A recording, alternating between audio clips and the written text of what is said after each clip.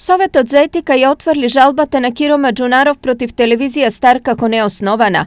Прилогот на кој тој се жалеше е оценет како професионален и по сите етички стандарди, одлучи Комисијата за жалби при Советот за етика, сочинета од 6 реномирани новинарски имиња.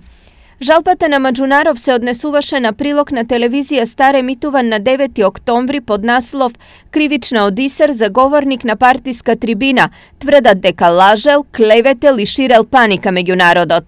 Во реакцијата до Советот, Маџунаров се пожалил дека му билоускратено правото да го каже својот став и размислување за нешто што го кажал на јавна трибина, користејќи го своето право на слобода на говор. По разгледувањето на жалбата на Маџунаров, Комисијата излезе со следниот став. Комисијата за жалби најпрво констатираше дека во оспорениот прилог нема прекршување на општите новинарски стандарди и дека авторот ги испочитувал општите начела содржани во Кодексот на новинарите на Македонија. Членовите на комисијата констатираа дека новинарот на ТВ Стар можел, но немал обврска да му овозможи објавување на демант на жалителот, бидејќи во својата содржина не го објавил неговиот идентитет.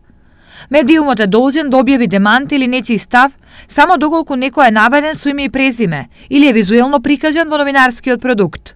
Стои во одлуката на Комисијата за жалби при Советот за етика.